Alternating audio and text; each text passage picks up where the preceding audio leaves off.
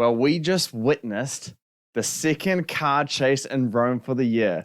First one was Fast X. And this one, Mission Impossible Dead Reckoning Part 1. This movie is pretty much a continuation of the Mission Impossible series with Tom Cruise. All in all, it's basically the enemy is AI, referred to as the entity, and basically all the world's government want it, so that entity or AI can control the information in the world and how the world perceives things, and basically that government will have total domination over the rest of the world. So pretty worldly stakes here. Nam, what do you think about the overall movie, this Dead Reckoning Part 1? And did they have a better car chase scene than Fast X in Rome? I'll address the second one first because it's an easy answer. Yes, it did. By far, easily. No questions asked. First question though, I thought it was really, really fantastic. I mean, Mission Impossible is just a franchise that just keeps getting better and better with every single movie. I mean, pretty much ever since the third one, each installment after has topped it. We never thought that a movie could top Fallout with 97%. And this one is at 99%, and it's come very close. So would you say it's better than Fallout? Based on first watch, yeah. But yeah, obviously when you let things settle down and whatnot, then you just thinking about it more, opinions change. But for now, I think it's a lot more better than Fallout. It's a 2 hour 45-minute runtime, and I thought it didn't even feel like it. When the ending came, I was like, what, really? I thought there was like at least another half an hour left to go. So everything's just paced beautifully, like all the action scenes, and they never really overstayed their welcome and whatnot in there. I think just everything was paced beautifully. You know, the action scenes, the narrative of it, and the emotional scenes as well that play out throughout it. It was all fantastic. The stunt work, I mean, it's Mission Impossible and it's Tom Cruise. You always know that they're going to go all out. And it's not always just like stupid, ridiculous stunts like riding a motorcycle off a mountain. It's also like, you know, the car chase scenes, motorbike scenes as well. That's all got to have choreography and whatnot done to it as well. And it just felt so... what's what I'm looking for? Intent, like you're really in there in the action, or those chase scenes. Immersive. That's the one I was looking for. Really makes you put yourself in the scenes, and you can really feel the stakes as well. I think Tom Cruise as Ethan Hunt is pretty much the same as he's been in ever since Ghost Protocol. You know, he was fantastic. He knows his character to a T, and he's absolutely comfortable playing this character. Hayley Atwell, the new character, I thought she was really good in this. She's somewhat of an outsider criminal that obviously pickpocketed the wrong person, and she got into big things, and she's pretty much out of her like comforts, out of her league, sort of, in terms of what she got herself into. And you could definitely see that in her face. Like she was scared the whole time, nervous throughout scenes and whatnot, and you can feel like as if she was being pushed out of her comfort zone. And I think Hayley Atwell portrayed that fantastically. Definitely. I forgot the composer's name. I probably shouldn't. Lorne Balfe. Another knocks it out of the park with his musical score. I still rate Fallout. It's my opinion. I'll probably need to listen to it again. But I think Fallout was better, but this is very, very close. Like it was intense, you know, and the way it mixed the original Mission Impossible theme throughout this film was fantastic. Kudos to him, and no doubt he'll be on for more projects in the Mission Impossible franchise, and Christopher McQuarrie as well. Speaking of McQuarrie, I think he did a fantastic job at setting up this part 1. Alluding to Fast X, that ended on a cliffhanger. This really didn't end on a cliffhanger. It somewhat just set it up for the second part. Like there was no, oh my god, what's going to happen next? It was just okay, here we go. It's like its own thing, but it's still, you will still want to see where it goes and what happens. So I thought that was nice and refreshing from the cliffhanger sort of endings that we've gotten. We've gotten to a lot recently. Spider-Verse and Fast X is the ones that come to mind. So I think the way this ended was great, and I think like you can clearly see it's Christopher McQuarrie's full vision for this. He's planned it out 2 parts, obviously, and we've seen his story for the saga continue. I agree. Yeah, no, I'm pretty much on the same boat as you. Um, just coming out of the movie myself. I wouldn't say it's better than Fallout. I don't even know if it's the second, maybe not even the third best Mission Impossible for me. I at the moment I would have it third with Ghost Protocol being there, and if I watch Rogue Nation again, that may even be above it. There are some things in this that I didn't like particularly. I always found it hard to get into the movie in a way that's different to Fallout. I think Fallout's, it's very intense the way the story plots itself out, and there's always these twists and turns, and it's constantly like, oh my gosh, and they keep doing it in a way that's so clever. I think the action set pieces are better in Fallout as well. Just in maybe not in the way they're filmed. I think they've, you know, finessed their ability in this one, but just what they did in the Fallout one was, I think, a little bit more grander and better done. So yeah, just straight off the bat, still very great entry though. A very, very good action movie. What is like anything from the Mission Impossible franchise? It's always like one of the best action movies in recent times, and Dead Reckoning Part 1 here, it definitely lives up to that. It's just it's phenomenal. But yeah, so I mean, Tom Cruise. I'll ask you this before I carry on. Do you sense the aging? And because I felt it in this, and I kind of saw it too. I was like, yeah, he doesn't have that kind of like. I mean, Fallout, Rogue Nation, he's really much more, I guess, athletic and has more of like a. It just doesn't seem so slow. But I'm not saying it's bad, but I felt it just a touch, Yeah, maybe that. Maybe he was also injured and also COVID as well. Maybe he was battling sickness. Who knows? Yeah. I mean, there could be a bunch of reasons, but I definitely felt maybe a little bit like of aging here. Yeah. That we can see, but still, like no one does what he does and puts the kind of effort into stunt work that he does from a an A-list actor perspective. So you got to really admire it. Regardless, he's still doing better work than pretty much anyone else in the business. Yeah. Hayley Atwell, man. Yeah, I agree with you. I think she's a standout. She's probably my favorite performance in the whole movie. Yeah. Like immediately, I was hooked onto her. She played it with such confidence. Her and Tom Cruise have really good chemistry. Yeah, they do, eh? Yeah, I was like, wow, they work together really well, and I just felt like that connection, and yeah, they just seem so comfortable with each other.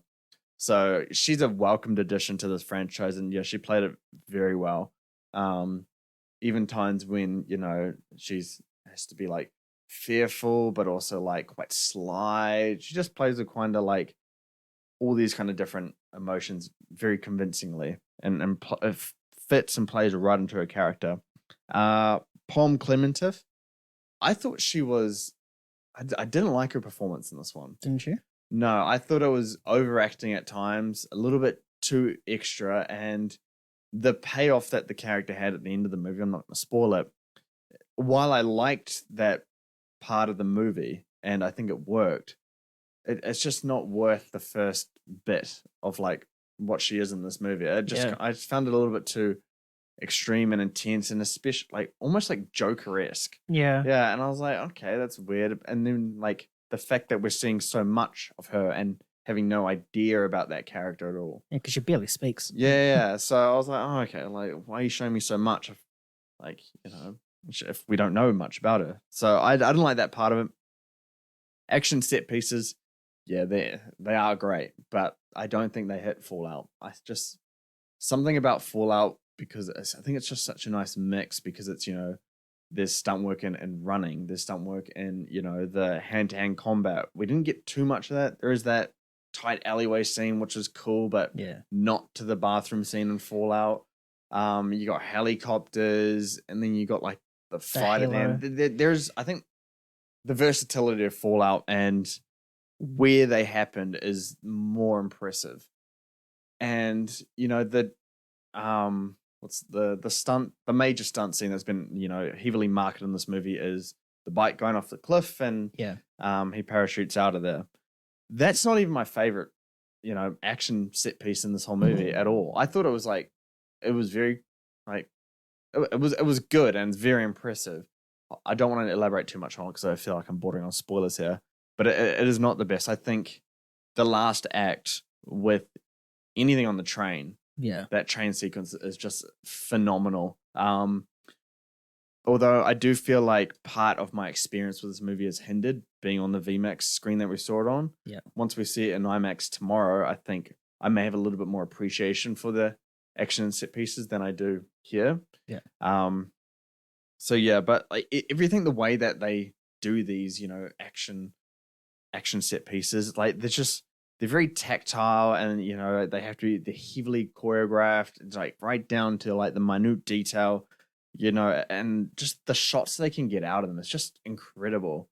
Obviously the biggest one, with the motorcycle off the cliff, just some really like stuff that really shocked me in terms of how they captured it. It was very, very good.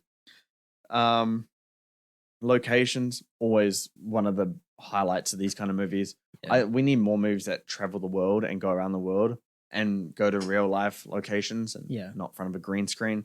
Like just seeing stuff in like Venice and Paris and all that kind of stuff. It's just very like tangible, and you feel the stakes a little bit more. So I always gonna appreciate when it's done in like real life, locations. Yeah, and just kind of blending heavy action with some of like the most iconic structures in the world.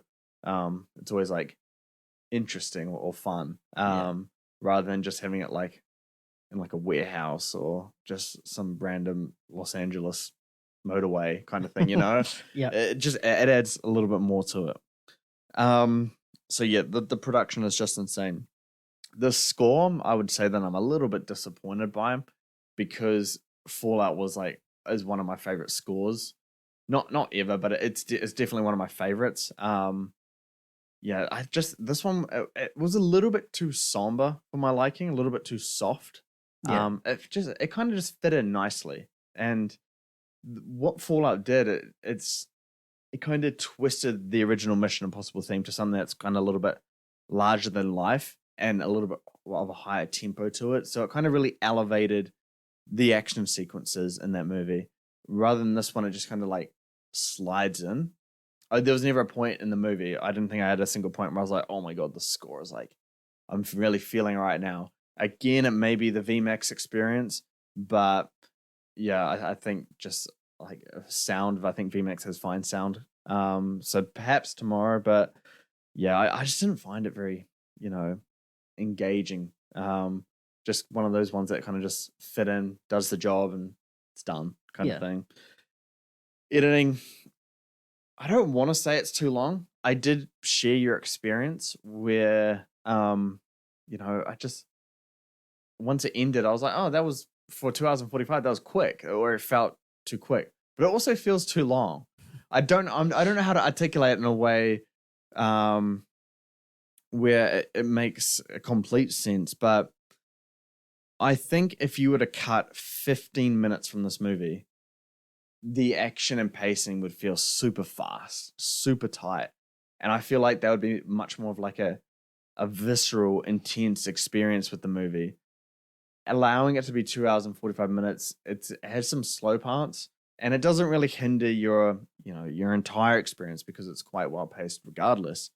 But I think it does hinder the potential of like the intensity of the entire movie, if you know what I mean. Mm-hmm. But yeah, like you say, Christopher McQuarrie, they did a great job here. It's easily one of the best action movies in the last decade. They just keep doing that. Does this elevate your excitement for part 2 a lot more? Yeah, it does. Especially if it is the final one. I don't even know if that's going to happen now. I don't know either. I mean, especially after Tom Cruise said he wants to play this role until he's 80. That kind of diminishes my excitement a little bit. Yeah. But then again, like, as I said before, it's Christopher McQuarrie's sort of full story here. So I'm really excited to see how it ends and what the consequences of part 1, how that translates into part 2. Yeah. No, it's going to be interesting. Like the enemy of this movie is really AI, the entity. With our whole ChatGPT generation these days, it's it. I don't know how to phrase the question, but do you like the fact that it's kind of giving us a bad version of AI in this kind of day and age. Yeah. Yeah. Yeah. I mean, to be fair, there's been a lot of movies in the past where they've done that. Terminator did that for one, but except they translated AI into robots.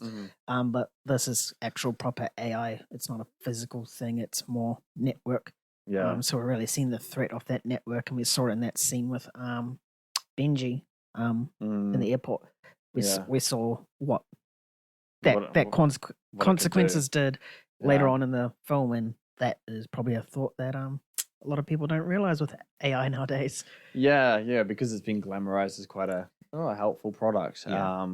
But yeah, no. So this one kind of highlights the dangers with it, and in a more realistic setting, rather than like Skynet or iRobot or something like that. Yeah. So yeah, no, there is definitely some some like warnings with this movie. It's kind of like a meditation on the potential of AI. Do you think it's the right move from a villain standpoint for the Mission Impossible franchise? Because it's always been kind of humans, and now it's like this AI kind of sci-fi thing. But perhaps it's not science fiction now. I don't really know. Do you think it's a little bit too far for the franchise, or in the right direction? No, not really, because I mean, you can only go with nukes for so long, I think the past 3 or 4 films have had that. So it's nice to see they're changing it up, and the threat is not purely AI, it's the person that has this thing and what they can do with it. I think that's a major threat, and we'll probably see that in part 2. I mean, the AI seems to have its own conscious at this point. Yeah, it does. So it is a bit wacky for Mission Impossible, but it is nice to see a threat that is something else rather than nukes. Yeah. No, they make it work. But yeah, anything else you want to add to your thoughts on this? No, not yet. Maybe tomorrow when I see it again, I'll probably have a lot more to say.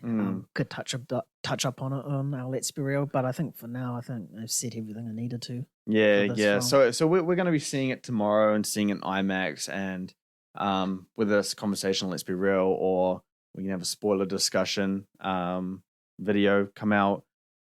We'll discuss that if we have any extra thoughts that we can add value to what we've said today.